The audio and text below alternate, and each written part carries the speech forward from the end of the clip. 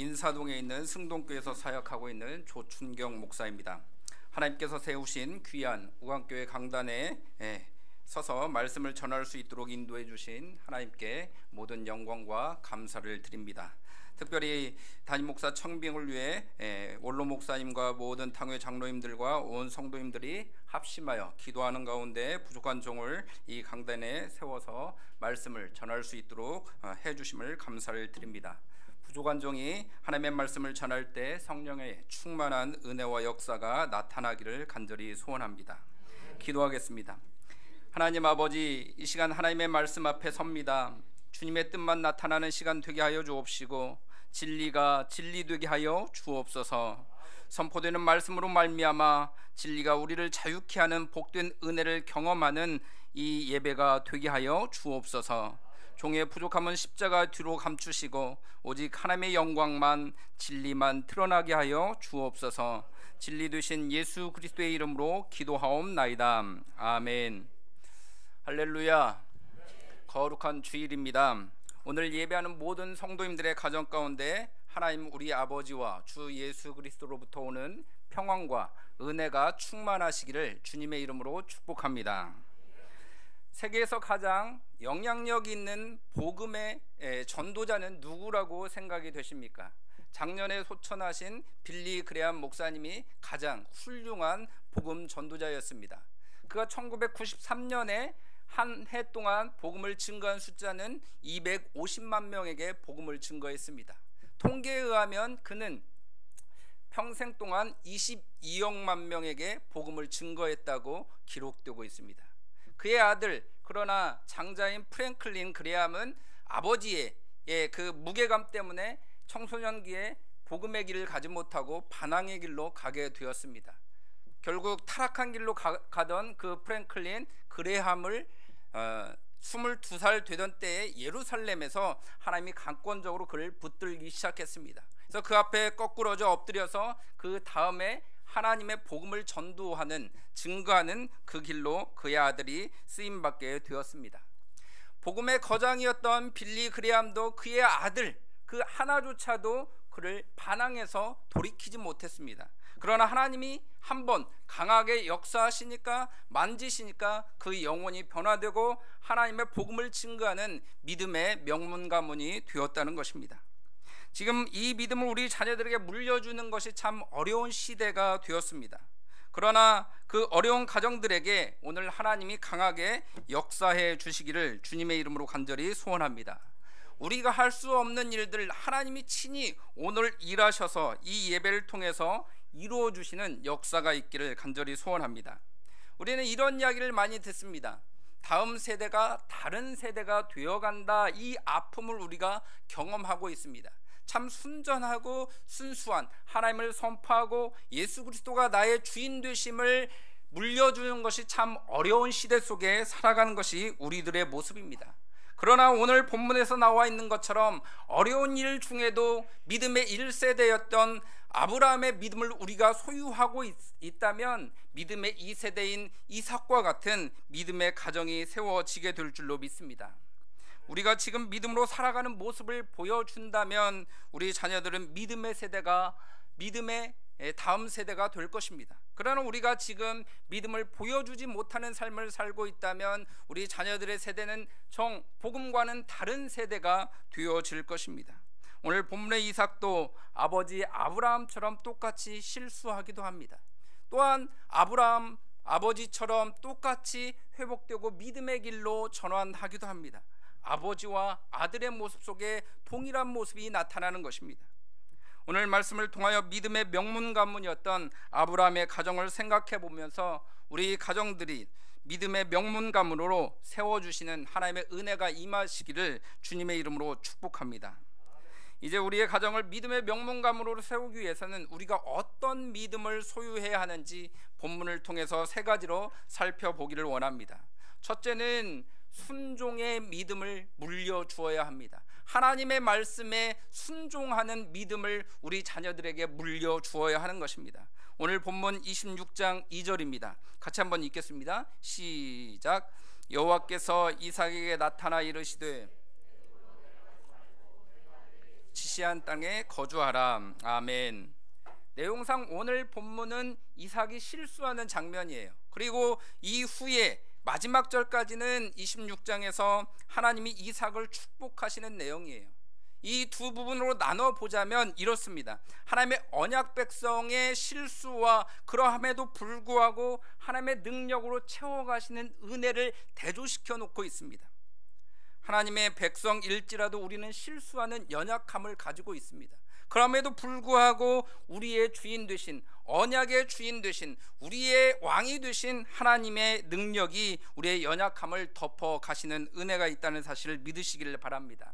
그러면 우리는 연약한 우리의 힘이 아니라 하나님의 능력으로만 의지하여 살아간다는 믿음의 삶이 되시기를 간절히 소원합니다.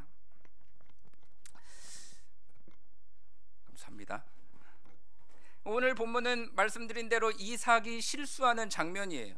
창세기 20장을 보면 아버지 아브라함도 똑같이 기근 때에 그랄로 내려가는 실수를 합니다. 근데 똑같이 아들 이삭도 동일하게 그랄로 내려가는 실수를 하게 됩니다. 그 원인이 무엇입니까? 오늘 본문 1절 말씀 보면 아브라함 때에도 흉년이 들었고 이삭 때에도 흉년이 들었다는 거예요. 그렇기 때문에 물이 풍성한 그랄로 애굽 땅으로 내려가는 그 실수를 하고 있는 것이 지금 이삭과 아브라함의 모습입니다. 창세기 저자 모세는 의도적으로 지금 이삭의 실수를 이야기할 때마다 아브라함 아버지를 계속 강조해 놓고 있습니다. 왜 그렇게 이야기하는 것입니까? 아버지의 신앙대로, 어머니의 신앙대로 자녀들은 닮아간다는 사실을 우리들에게 교훈해 주기 위해서입니다. 지금 흉년이 들었을 때 이삭은 아브라함과 똑같이 반응하고 있습니다. 그랄로 내려가는 것입니다. 사실 믿음이 나타나는 때는 풍년 때이기보다는 흉년 때에 믿음이 나타납니다. 그래서 때때로 하나님은 우리를 풍년보다는 흉년 속에 두십니다. 왜냐하면 우리의 믿음을 다시 점검하기 위해서입니다. 아니 어쩌면 천국 가는 날까지 나그네 길을 살아가는 이 땅에서의 삶은 우리는 풍년보다는 흉년이 더 많을 것입니다.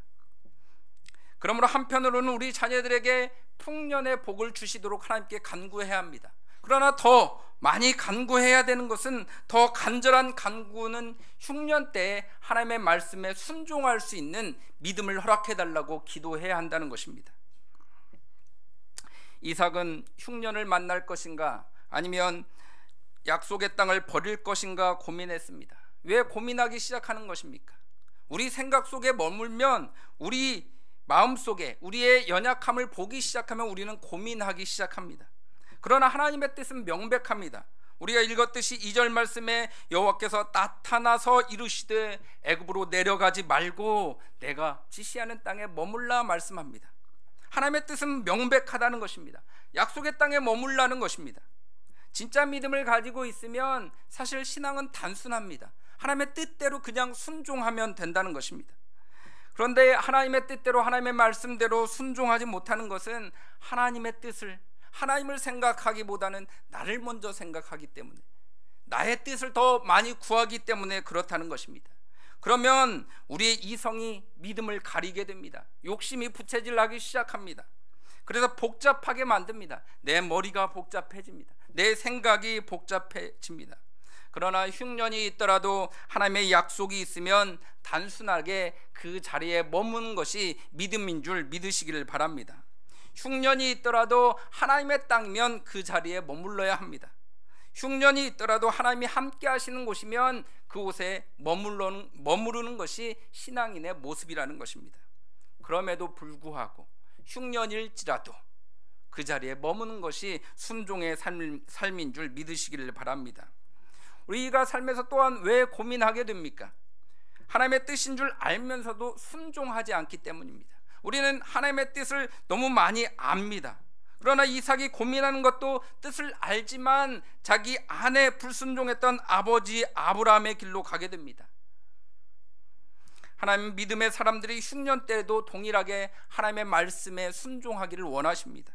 그래서 하나님은 아브라함에게 약속하신 그 땅, 순종하면 얻을 수 있는 가나안 땅에 머물면 축복을 너에게 줄 것이라 말씀합니다. 창세기 12장 7절 말씀 보시면 여호와께서 아브라함에게 나타나 이르시되 내가 이 땅을 내 자손에게 주리라 하신지라. 그 축복이 누구에게도 오늘 임합니까? 이삭에게도 동일하게 그렇게 요구하시고 하나님께 순종하라고 말씀하고 있습니다. 3절 4절 말씀 보면 이 땅에 거류하면 내가 너와 함께 있어 내게 복을 주고 내가 이 모든 땅을 너와 내 자손에게 주리라. 내가 내 아버지 아브라함에게 맹세한 것을 이루어 내 자손을 하늘의 별과 같이 번성하게 하며 이 모든 땅을 내 자손에게 주리니 내 자손으로 말미암아 천하 만민이 복을 받으리라. 아멘. 아버지 아브라함처럼 이삭도 불순종으로 그랄로 내려갑니다. 아버지 아브라함은 많은 훈련과 연단, 25년 동안 많은 훈련을 받습니다. 연단을 받습니다. 그 후에 불순종의 길에서 순종의 길로 되돌아섭니다. 그래서 비로소 아브라함은 이삭에게 물려줄 믿음을 소유하게 됩니다. 믿음의 조상 아브라함이었지만 많은 훈련과 많은 시간을 통해서 훈련된 후에야 온전한 믿음이 되었다는 것입니다. 그러면 우리는 낙심하지 않아야 합니다. 우리의 연약함 때문에 때로 실수합니다. 그러나 우리의 모든 순간을 통해서 우리의 믿음을 연단하시고 믿음으로 세워가시는 하나님의 은혜가 있는 줄 믿으시기를 바랍니다. 그래서 오늘 아브라함의 믿음을 어떤 믿음이라고 이야기합니까? 5절에서 이렇게 이야기합니다. 5절 말씀 같이 한번 읽겠습니다. 시작. 이는 아브라함이 내 말을 순종하고 내 명령과 내 계명과 내 율례와 내 법도를 지켰음이라 하시니라. 아멘. 어떤 믿음이라고 이야기합니까? 내 말을 순종하고 순종하는 믿음으로 나왔다는 것입니다. 아브라함의 믿음은 불순종에서 이제 하나님의 말씀에 순종하는 믿음으로 나왔습니다. 우리가 아브라함처럼 믿음을 우리 자녀들에게 물려주시기를 원하십니까? 그러면 지금 오늘부터 아브라함처럼 먼저 내가 하나님의 말씀에 순종해야 합니다. 먼저 순종하면 우리의 자녀들도 하나님께 순종하는 자녀들이 되게 될 줄로 믿습니다. 5절 말씀을 보면 이상한 점이 하나 있죠. 그냥 내 말에 순종했다라고 해도 다 끝나요. 근데 계속해서 5절 말씀에 보면 내 말에, 내 명령에, 내 계명에, 내 율례에, 내 법도에 라고 비슷한 말들 계속 모세는 나열하고 있습니다. 왜 그런 나열을 하고 있습니까? 두 가지 의미가 있다고 저는 생각이 됩니다. 첫 번째는 하나님의 말씀에 순종할 때 하나님의 말씀에 완전하게, 온전하게, 전적으로 순종하라는 의미입니다. 그것을 강조하기 위해서 계속 얘기하는 것입니다. 우리가 우리 자녀들에게 교훈할 때도 야, 이 말을 잘 들어. 그것으로 끝나면 좋은데 얘가 말 듣지 않을 것 같으면 뭐라고 합니까? 이 말도 하고 이 아버지가 이야기한 것도 들어라. 꼭 이것을 실천해야 된다. 거듭해서 이야기하는 것입니다. 우리들에게 요구하시는 것은 무엇입니까? 전적인 하나님에 대한 순종을 가지고 나오라는 이야기입니다. 두 번째 의미는 전적인 순종은 그냥 내가 순종해야지 이렇게 이야기해서는 안 된다는 것입니다. 구체적인 한 가지씩을 순종해야 합니다. 우리가 새해가 되면 계획표를 세웁니다. 구체적으로 세우는 것입니다. 그랬을 때 그 사람이 삶이 변화되는 것입니다. 그러나 내가 새해가 되었으니까 새로워져야지 이런 생각만 가지고 있다면 그 사람은 절대 발전하거나 변화되지 않습니다. 하나님 뭐라고 이야기하는 것입니까? 우리들에게 순종할 때 구체적인 하나하나를 세부적으로 실천하라고, 순종하라고 말씀하고 있다는 것입니다. 우리는 순종하라라는 말씀을 너무 많이 들었습니다. 그런데 왜 순종하지 못하는 것입니까? 오늘 말씀처럼 전적인 완전한 순종, 하나님을 100% 믿는 믿음의 순종이 우리에게 없기 때문입니다. 또한 그 순종한다는 말만 하지 구체적으로 내 삶 가운데 내일부터 뭘 고쳐야지, 내가 내일부터 하나님을 어떻게 신뢰해야지, 내가 어떻게 기도해야지, 어떻게 말씀으로 나아가야지, 그런 구체적인 순종이 없다는 것입니다. 간절히 소원하기는 하나님 모든 예배 가운데 말씀하시는 하나님인 줄 믿습니다. 모든 예배 가운데 우리에게 말씀하셔요. 오늘 이 예배를 통해서도 각자에게 말씀하시는 줄 믿습니다. 그렇다면 그 말씀을 일주일 동안 붙들고 순종하십시오. 그리고 말씀대로 이루시는 하나님의 역사를 충만히 경험하십시오. 그리고 다음 주일에 이 자리에 오셔서 하나님께서 우리의 삶에, 우리 가정 안에, 우리 자녀들에게 놀랍게 상상할 수 없는 능력으로 이루어 주셨다고, 내가 순종의 열매를 풍성히 맺었다고 기쁨으로 고백하게 되는 예배자들이 다 될 수 있기를 주님의 이름으로 간절히 축복합니다. 아브라함의 전적인 구체적인 순종의 믿음을 오늘 이 시간 우리에게 먼저 허락해 주시기를 소원합니다. 그리고 우리의 자녀들이 우리의 순종의 믿음을 보고서 흉년 때에도 그러할지라도 하나님의 말씀에 전적으로 순종하는 믿음의 명문가가 될 수 있는 은혜가 있기를 주님의 이름으로 간절히 축복합니다. 서로를 축복하겠습니다. 순종의 믿음을 가집시다. 옆 사람에게 축복하기를 원합니다. 순종의 믿음을 가집시다.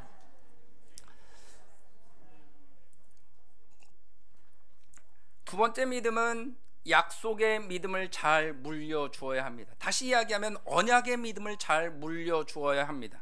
오늘 본문 3절에서 4절에 그렇게 하나님의 언약을 이야기합니다. 아브라함 때부터 그의 자녀 손손 대대로 이어지는 언약, 약속의 말씀을 이삭에게 오늘 주시고 계십니다. 아브라함이 많은 훈련을 통해서 순종의 믿음으로 나아가게 된 궁극적인 원인을 이야기하고 있습니다. 3절과 4절 말씀 같이 읽겠습니다. 시작. 이 땅에 거류하면 내가 너와 함께 있어 내게 복을 주고 내가 이 모든 땅을 너와 내 자손에게 주리라.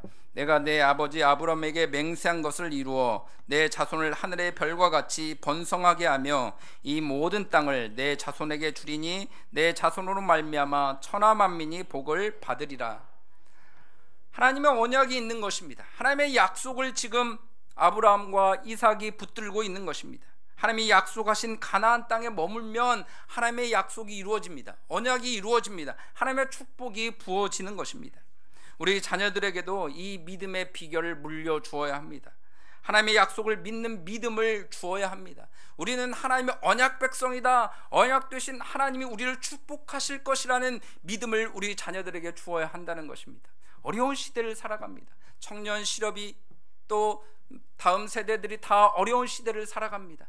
진학도, 취업도, 모든 결혼도 어려운, 그래서 사포 세대를 살아간다고 이야기합니다. 그럴지라도 하나님의 약속을 붙들고 있으면 언약의 주인 되신 하나님이 우리의 자녀들과 우리의 가정을 축복하시는 줄 믿을 수 있기를 바랍니다. 지금 아브라함에게 주셨던 언약의 말씀이 이삭 아들에게도 주어집니다. 3절 후반부에 보면 이것을 내 아버지 아브라함에게 맹세한 것, 아브라함과 약속했던 것을 이루신다고 말씀하고 있습니다. 아버지를 이어서 아들에게 축복의 약속이 흘러가고 있습니다. 우리 가정 가운데 흘러가는 하나님의 언약, 약속이 있기를 소원합니다. 하나님의 변하지 않는 우리 가정에게만 주신 약속의 말씀이 충만하시기를 바랍니다. 하나님의 축복이 우리 다음 세대에게, 우리 자녀들에게 흘러가는 은혜가 있게 될 줄로 믿습니다. 오늘 이 시간 예배드리는 아버지들 때문에, 어머니들 때문에 우리 자녀들이 땅의 복과 자손의 복과 하나님의 나라의 복을 풍성히 충만히 누리게 되는 은혜가 있기를 주님의 이름으로 축복합니다. 아버지 아브라함 때문에 이삭이 누리는 축복이 무엇입니까? 우리가 읽었듯이 3절과 4절 말씀 보면 세 가지 축복을 약속하십니다. 한마디로 이야기하면 하나님의 나라의 풍성한 복을 이야기하는 것입니다. 첫째는 하나님이 함께 하신다 이야기합니다. 3절 말씀 보면, 전반부에 보면 이 땅에 거류하면 내가 누구와 함께 있다고 이야기합니까? 너와 함께 있어 라고 이야기합니다. 하나님이 함께 하시는 복을 우리에게 약속하시는 것입니다. 흉년이 있지만 하나님이 함께 하시면 형통이고 복인 줄 믿으시기를 바랍니다. 이 형통, 이 축복을 누린 대표적인 믿음의 사람이 누구입니까? 요셉이죠. 요셉이 거하는 모든 것은 흉년이었어요. 그 형들에게 팔리는 광야 어두운 구덩이였습니다. 또한 팔림을 당해서 보디발의 종이 되는 그 어두운 곳이었습니다. 또한 추운 감옥에 감금되었습니다. 그의 삶을 다 보면 다 흉년입니다. 그러나 요셉의 삶을 다 형통의 삶이었다 이렇게 이야기합니다. 우리가 잘 알듯이 창세기 39장에 요셉이 형통했다라는 표현을 3번 쓰고 있습니다. 39장 2절, 3절, 23절에 동일하게 쓰고 있는데 그때마다 형통의 원인을 뭐라고 이야기합니까? 상황이 바뀌었다고요? 좋아졌다고요? 그것을 이야기하지 않습니다. 요셉과 하나님이 함께 하심으로 형통했다는 것입니다. 지금 우리의 삶이 흉년의 삶을 경험하고 계십니까? 흉년 속에서도 전능하신 하나님이 함께 하시면 복이 되는 줄 믿으시기를 바랍니다. 그래서 우리 자녀들에게 반드시 물려주어야 할 믿음의 단어 하나는 임마누엘입니다. 하나님이 너와 늘 함께 있어. 어느 곳에 있든지 어느 상황에 처하든지 잘 되든지 잘못되든지 어느 상황이든지 어디로 가든지 하나님이 너와 함께 있어. 이 단어를 잘 물려줄 수 있기를 바랍니다. 모세 2세대인 여호수아에게 주셨던 임마누엘의 축복이 두려운 이 세상을 살아가는 우리 자녀들에게 이 시간 그대로 선명하게 이루어지는 역사가 있기를 주님의 이름으로 축복합니다. 여호수아 1장 9절에 그렇게 이야기하죠. 내가 내게 명령한 것이 아니냐. 강하고 담대하라. 두려워하지 말라. 내가 어디로 가든지 내 하나님 여호와가 너와 함께 하느니라 하시니라. 아멘. 우리의 모든 삶에 하나님이 함께 계시면 복이 되는 줄 믿으시기를 바랍니다. 둘째는 땅의 복을 이야기합니다. 26장 3절 중반부에 보시면 이 모든 땅을 너와 내 자손에게 주리라 이렇게 이야기합니다. 지금 이삭은 흉년 때 그 땅을 버리고 갑니다. 그러나 선민 이스라엘에게는 어느 땅이 하나님의 땅이고 약속의 땅입니까? 하나님이 머무시고 하나님이 함께 하시는 땅이 하나님의 영원한 기업이 되는 땅입니다. 우리가 머무는 땅이 우리 시각으로는 흉년처럼 보일 때가 있습니다. 그러나 하나님의 약속을 전적으로 붙들고 그 땅에 머물러야 합니다. 우리가 살아가는 세상의 고민은 어느 땅이 좋은 땅인가 라고 생각합니다. 그러나 하나님이 원하시는 모습은 어느 땅이 좋은가 보다는 그 땅에 하나님이 계시느냐 안 계시느냐가 더 중요하다는 것입니다. 그러면 하나님이 우리에게 약속의 땅을 선물로 주십니다. 영원한 하늘의 기업을 주십니다. 영원한 하나님의 복을 주십니다. 우리에게 주신 이 땅, 우광교회라는 이 땅이 하나님이 함께 하시는 약속의 땅인 줄 믿을 수 있기를 바랍니다. 이 약속의 땅에서 하나님이 충만히 이미 일하셨고 앞으로 계속해서 나타나게 될 줄로 믿습니다. 이 땅의 약속을 우광교회를 통해서 우리 자녀들에게 잘 물려주는 은혜가 있기를 소원합니다. 셋째는 사람의 복을 이야기합니다. 26장 4절 전반부에 보시면 내 자손을 하늘의 별과 같이 번성하게 할 것이다 말씀합니다. 아브라함이 이 자손의 약속을 받은 것은 75세였습니다. 이삭을 낳은 나이가 언제죠? 100세였습니다. 이삭은 야곱과 에서를 낳겠다고 이야기한 때가 언제입니까? 그 약속을 받았지만 20년이 지난 후에 아버지와 비슷비슷하게 25년과 20년 동안 불임의 기간을 거친 후에야 그 아들들 자손을 사람의 복을 주십니다. 하나님의 약속은 더딜지라도 반드시 이루어 주신다는 사실을 믿을 수 있기를 바랍니다. 하나님의 말씀은 반드시 성취돼요. 그래서 이사야서 14장 24절을 말씀 보시면 만군의 여호와께서 맹세하여 이르시되 내가 생각한 것이 반드시 되며 내가 경영한 것을 반드시 이루리라. 아멘. 안 되는 상황처럼 보여요. 그러나 그럴지라도 되게 하시며 이루어 가시는 하나님의 은혜가 우광교회와 우리 가정들과 우리 자녀들에게 충만하시기를 주님의 이름으로 축복합니다. 우광교회를 세우시고 약속하신 하나님의 축복들이 흘러넘쳐 이 자리에 가득한 하나님의 백성들, 하나님의 사람들로 채워지는 역사가 있기를 주님의 이름으로 간절히 축복합니다. 아브라함이 받은 약속, 이삭이 받은 약속은 하나님 나라의 복이었습니다. 하나님 나라를 이야기할 때 하나님의 주권과 하나님의 땅과 하나님의 백성들을 이야기합니다. 그런데 오늘 말씀 3절 4절의 말씀 보면 하나님 나라가 온전히 이루어지고 하나님의 나라를 온전히 경험하고 그 은혜를 누리는 장면입니다.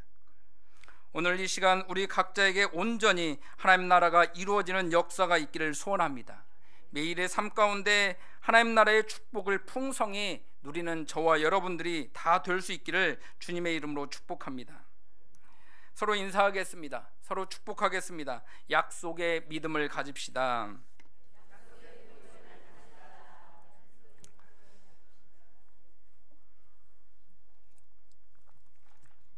세 번째 믿음은 경외의 믿음입니다. 경외의 믿음을 우리 자녀들에게 잘 물려주어야 합니다.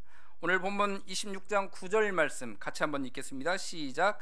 이에 아비멜렉이 이삭을 불러 이르되 그가 분명히 내 아내거늘 어찌 내 누이라 하였느냐. 이삭이 그에게 대답하되 내 생각에 그로 말미암아 내가 죽게 될까 두려워하였음이로다. 아멘. 경외라는 단어의 뜻은 두려움이라는 뜻입니다. 풀어서 이야기하면 우리의 왕이시고 우리의 구원자 되신 하나님 앞에, 영광스러운 하나님 앞에 죄인인 우리가 두렵고 떨리는 모습으로 삶을 살아가는 모습을 경외라고 이야기합니다. 성경에 여호와를 경외하라라는 말씀은 한 150번 정도 사용되었습니다. 특별히 다윗이 지은 시편 가운데 하나님을 경외하라 이 말씀이 많이 있습니다. 왜냐하면 미치광이 사울로부터 늘 쫓겨다닐 때 사울을 죽일 기회가 얼마나 많이 있습니까? 그러나 다윗은 죽이지 않습니다. 그 이유가 무엇입니까? 하나님을 경외했기 때문에. 그래서 그 모든 삶의 순간에 자기가 그 하나님을 경외해서 사울을 죽이지 않았기 때문에 다윗의 시편 가운데 늘 교훈하는 게 여호와를 경외하라. 상황이 어떨지라도, 너를 죽이는 대적이 있을지라도 하나님을 경외하라 말씀하고 있다는 것입니다. 다윗처럼 우리들도 사람들에게 반응하는 것이 아니라, 상황에, 환경에 반응하는 것이 아니라 늘 하나님만을 두려워하는 경외감으로 사람들을 대하시고 삶을 살아가시고 예배하는 저와 여러분들의 삶이 되시기를 간절히 소원합니다. 우리는 하나님을 경외할 때 주일에만 경외하면 안 됩니다. 항상 매일마다 어느 곳에서든지 하나님을 경외해야 합니다. 그래서 잠언서에서 이렇게 이야기합니다. 잠언 23장 17절 말씀입니다. 내 마음으로 죄인의 형통을 부러워하지 말고 항상 여호와를 경외하라. 항상 경외하는 것입니다. 그리스도인의 모습, 정체성이 여기에 있습니다. 항상 경외하라는 말은 무슨 뜻입니까?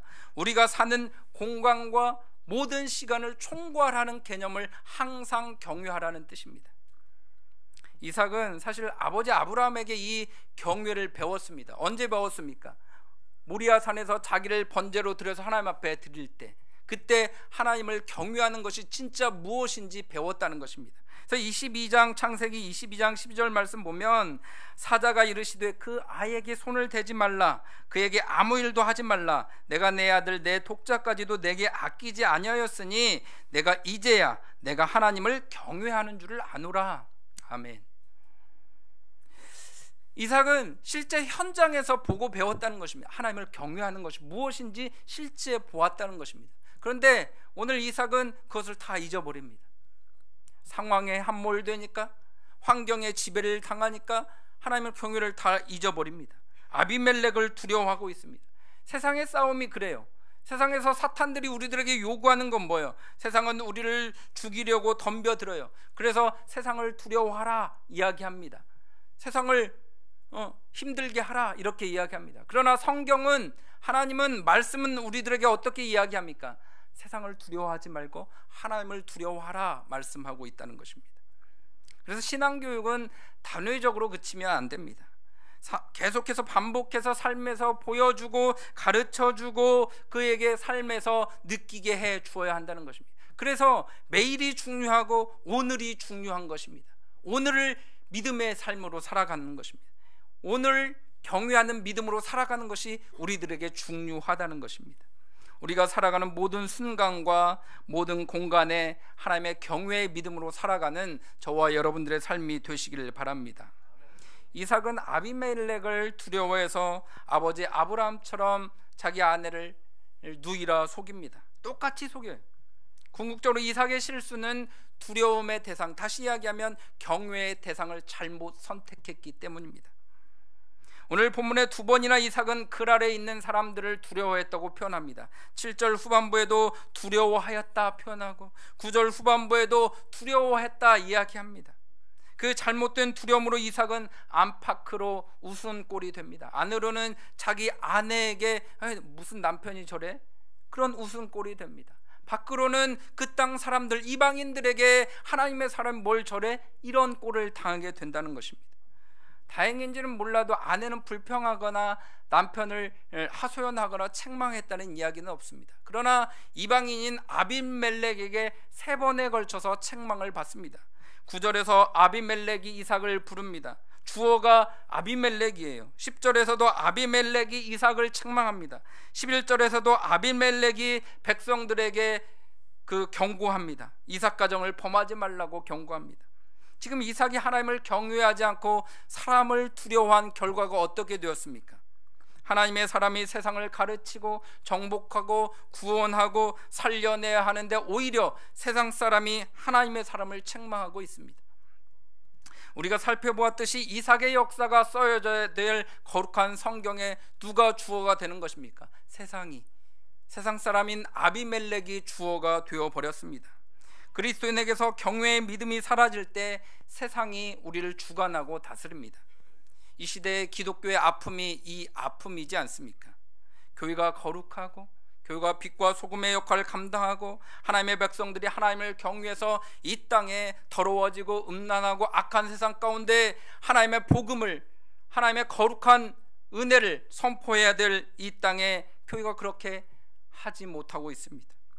그것이 사라지니까 세상의 교회를, 기독교를, 우리 신자들을 우습게 보게 되는 것입니다. 다시 우리 안에, 우리 교회 안에, 한국 교회 안에 하나님 경외의 믿음이 회복되시기를 간절히 소원합니다.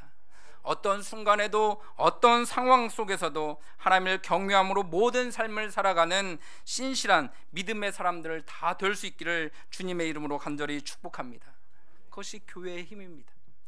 그것이 우리의 능력입니다. 그것이 기독교의 사명입니다. 지금 역전된 상황을 재역전할 수 있는 방법은 경외의 믿음을 회복하는 것입니다. 우리 안에 이 시간 먼저 사람들 보는 신앙에서 하나님 보는 신앙으로 변화되는 역사가 있기를 소원합니다. 세상을 두려워해서, 사람을 두려워해서 하나님 경외를 버리지 않기를 바랍니다.